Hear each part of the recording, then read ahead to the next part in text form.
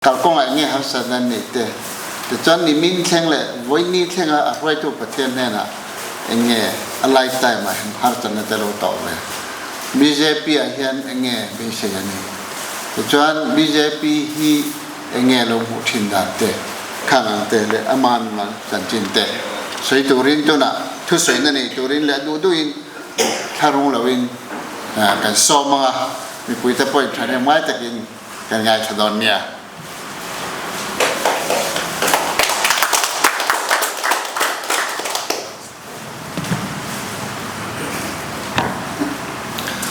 Bu Chairman, amasabarin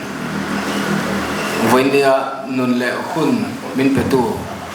pathian ne na lom thu kasum sadwa Vindia hian kan president state president te kan MLA zaum tak te Pudel son tele kan hun sat mang tu tele helai muna state party kan thoi tu te kan party mele sa Vindia rong ka zong zong te za no chibai kabu chu ani Vindia hian helai muna kan lo so to ngai lo nang muna pathiani min throya ale la ma chuan Vindia hian Saidan tur tok thiam po hara rirua se tur tak akhat liama ama sabarin he BJP party a lairam le namtana tathok thei tura kan du nate ria zom thei tura party min lo poma min lo accept hi lom taka min lo welcome hi thenlung takin kalom ani ti kan sei ani chuan man mo lovin soi kadwa masbara chuan self introduction khapek ngai ning khria a chan chu Vindia hian kei hi kamhing hi BN thang puya kania pang khuak sai si bula puchong khuba bethel mun poimo tak mai zoram dar thlang ti a an soi thin khuwa tanga chuak kania kapian na mun ani a chuanin lekha kumruk mi vel kan in kapa hian min thi sana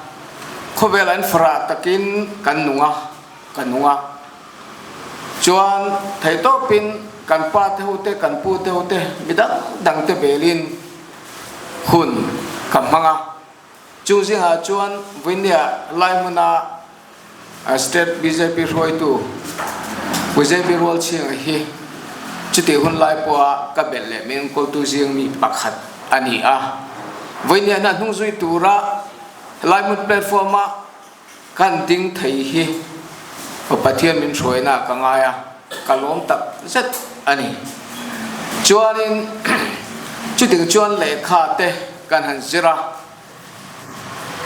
lekha ka zalai tangin pathian min throya mani klasa pakhat na le pani na nivedo charcharin hun kamanga chuanin sa kolai sa hian piusans kantia tun ma chuan tuna chuan HSSLC sans antrengut maya kaini chuan piusans kantia kolai sa hian sans loma chuta chuan sai ha kolai sa kalin pathian min throi ve kadil ru sim thri mai hi kalau politician ve do nge ning o kate tu nu hian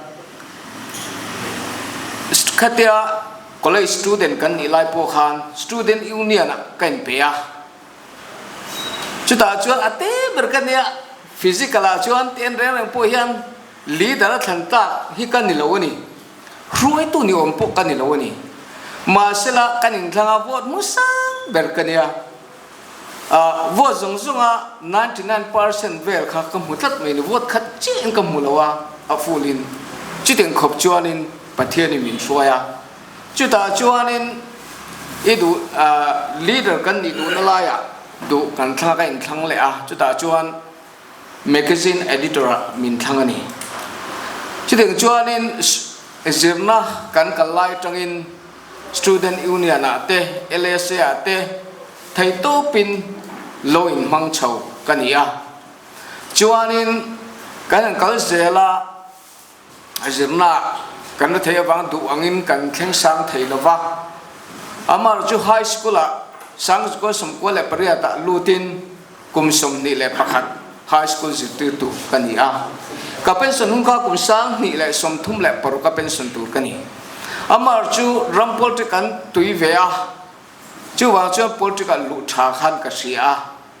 mani na te ban sanin political kalut ani chuanin political lu ma po khanin chu ta po chuan LSA te advisor te kania chuan lai pun tung tu kan te chu ta po chuan vice president te kania tin para charge lo ma te po Orissa for Christ a yen tu na vice president vice chairman ni lai kanibok ani Orissa for Christ lama chu ding chuan hun kan mang chawa politika lutura sani koma roman nakasiam khan eng party nge thang o tin ring ru ka ngai tua chu ta chuanin pathian le kan ram tan ti party ha fu karinga athu puite ka ngai tu wangin emne fa kalutani chu ta chuanin ticket min pe a ne takin me puin min thanga kan he na po asang berpol ami kani ani chuan chu ding party a kan lut rei lova kan lut chi a MDC kan ha la deputy chairman a thantlin kani a chuan party a kan mang thei to pin min thlang tu party tan rinom takna kan thoka amar chu MLA election sani somni pathuma kan hantla lai district politics din hunte kan ngai tua hetia kan hantla ta ga chuan engting en o ti te ruwa ram le nam tan de bial tan tho dan tu te kan ngai tua chu ti la chuan dektul ren an thei to pin miron soma ani so ru thatak ni hian ka ria birut long pa ngai tak ni hian ka ria chuan min som na te ka ngai tu in ram le nam tan hian ruling party no a chuan na hi thok thatura kan ngai kan tumber chu politician chu mi pui ta na tho ani chu mi tha thatho du wa chuan ZPM a kalut ani ka ngai tu na chuan ZPM party hi zo unification zo na thlak te in pum khat na ngai poimo ka ngaya helai ram te maram te min mangai tu u nau te mangai tu ra hian ka ngai ni ma se kan han kal zela vine ka sei du chu apoi mo ni ti hi vine min clear tu tam tak youtube lam pakan om thea min chin che sak hial ka du ani vine hi kan ram le nam ta na thatura kan ngai ZPM kha zo unification po war kan ngai akha vine hian rom ka ti le mak ka ti hi thenga mani loka kan han sarkara kum khat chup apusna ZPM kan om nuwa kan han sarkara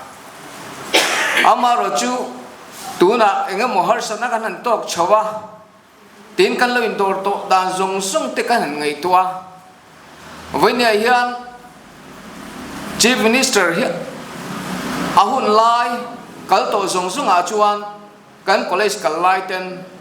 tu nge chief minister i du ber tia kan tik thin kha ani ti ka sei du a amar chu atak ram kan han thenga nimin pialama mai chana nge kan muwa ma se alung chia thak ka ti bunia hian tra te achuak rum ka ria kaini Mizoram kalpung ADC te kalpung a chuan 275 article subclause number 1 enkol kan ni a chu ministerial function administration a chuan kan pu te ani amaro chu venia chuan lai district min hudan abik takin venia MDC te min hudan ro chu misual muin min putlat mai với ni cho cái ni cho cần phang to cái mà ni sum lệ pai thì sen cần tham một mu bắt tua long thay to pin ram lệ nằm tan chặt nó tụ ngày tụ in kề cầm pe na à thật sự cần bây giờ na vàng in à trang chuan in hết ngày tụ chuan cần muốn phô trang tụ mà ni hết ngày tụ chuan rin lô lệ dục giặc ni trang tới bộ cắn này mà sẽ anh đi tất cả chuan à thật sự bây giờ na vàng thế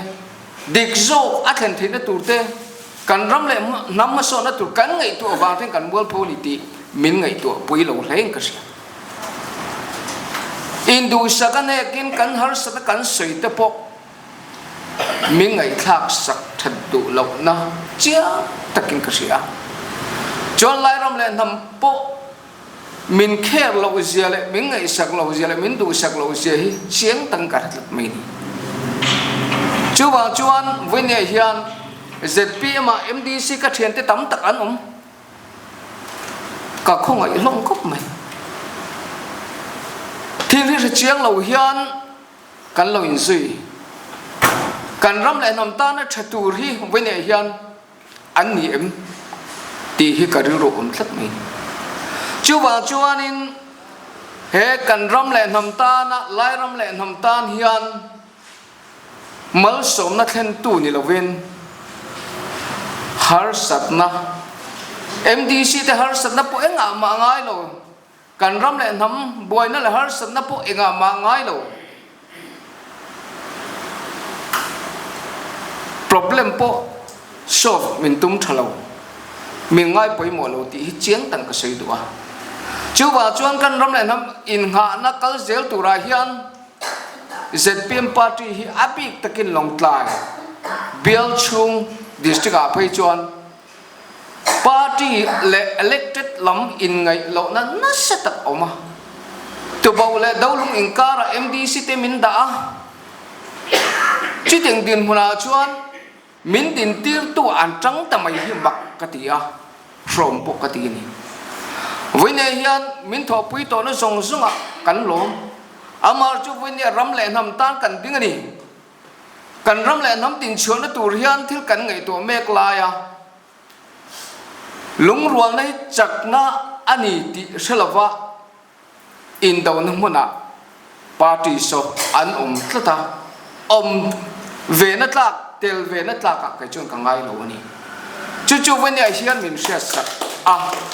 MDC ka tho pui kal to te po kha voine kan kal san tak te po hian ril ru thar ngai to na thar seng ve se ti hi voine hen ka du ani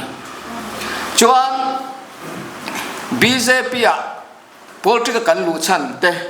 chiang taka kan soi angaya tam tak soi tur hi oma huna uyom bok sia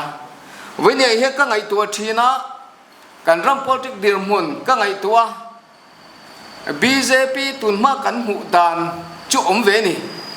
do sei lo chuan kan la do tlat thin amaro chu six schedule amendment bau ruak chwa khan mak tak min ka tui pui em mai ni puti se kuma kha ka sporta media po kalau sporta aru kin kalau tana six schedule amendment kan ram le nam ta na BJP min phur chu sak chon hai ai to kal hu lo voine hian state no enkol turan ti hi state hian unconstitutional responsibility hi antlin to lawa kong engkima min underestimate to ani financial crisis amin roya ai lawin min da trap a chuti ni chuan kan momo ber chu enge ni kan ti chuan 6 do amendment ani fel takle dik takin inu naw na ke si lawin in pum khatak si in mizoram chunga kan par chuak theini ti chiang takin alamani chume wa chuan heta ka lu ma po hian kumeng maza chunga khan BJP moral sport kalau petoa voine lai muna BJP lu turat hinlung drill ru di sang kan siami a o mani ti po min se sakadu chu chu pathian thoina ani ti hi chiang tang ka sia chuan na china khanin kan ho tu te khan kan president ha sei kha integral humanism hi BJP team sani mi zong sung in pum khat na mi ring te mi zong sung in pum khata siam mi tin ta na mal som na mi tin ta na rong bol na kha an thins ani ti te kan ri a chu ba chuan chu ri ru chu van ni tlenga ka ri ru ka college ka lai tanga ka ri ru om thin chu mi dam ta na mal som na ni hi ni ti hi ka ri ru om thin ni chu chu tak ramin BJP a hian an lo ne ya chu chu kan om no tur ngoi ani ti kha wine ka sei duwa chu chu ka lu chan po ani chuan na dot le a chuan na chen kan soyang khan wine lai district kan mamo te Mizoram pung pina kan mamo po ani a wine kan din mun chame abik takin LADC te pachia zia te wine kan din mun hi are chiang tan chuan kan trap ani kan mit tu hi tla ni ko eng kim ma kan be kuata sum le pai kan nei lova district council kam wal phu me ani chuti la chuan state sarkar kan mother ministerial lam la chuan wine CM nge pu hian ming ngai sak lo zia le tin na china kan soyang khan mani kan len pu in sarkar theila ingtin nge member te mu ta in kongmin dap sakro tin kan nge na in sarkar te chon arem cha kan dissolve mai ang chuti chuting chu lai district mi pui te min hu ta ani a chu ba chuan in chung zong zong a min chan chuak thei tu tur chu BJP party ni ti hi mi pui in min sia sak se ka du a kan lai district a hian ming BJP kan lo ena wine ke nge pui BJP ka lu hian a politic aral don ani hian phum don ni min ti ma se apui lo pathian in min mu a kan ri ru chiang takin min sia saka wine kan ram le nam dam na tur hian Josepha anga kai ngai ta wine hian au le nau te tan chan chuak tu a Josepha atang ang khan wine hian mi te min chil thein wal pho takin min da ma se zak takin min sia ma se ram le nam tan kan tu rang ti in wine hoisen takin BJP ka som ani